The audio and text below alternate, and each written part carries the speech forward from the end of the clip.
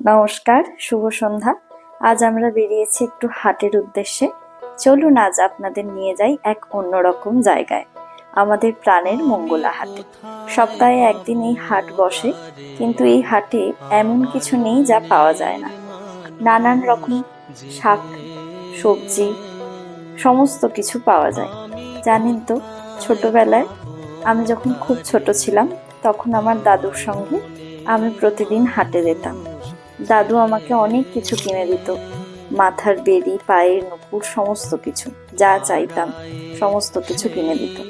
তো আমাদের এই মঙ্গলা হাটও তাই, এখানে সমস্ত কিছু পাওয়া যায়। মেয়েদের সাজসজ্জার জিনিস, নানান রকম ফল, নানা রকমের সবজি, গৃহিণীদের সমস্ত কিছু প্রয়োজন মেটায়। বাচ্চাদের হাওয়াই মিঠাই, খেলনা, ঘর সাজানোর যাবতীয় যা কিছু জিনিস, পূজার ফুল, পান পাতা, সমস্ত কিছু পাওয়া যায় এখানে।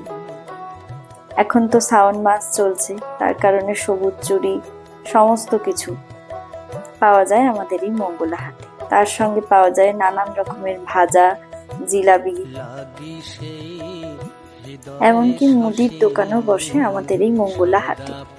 তো আপনাদের কাছাকাছি যে হাট বসে তার কি নাম, বা সেই হাটে কি কি পাওয়া যায়, অবশ্যই কমেন্টে জানাবেন। আজ এই পর্যন্তই।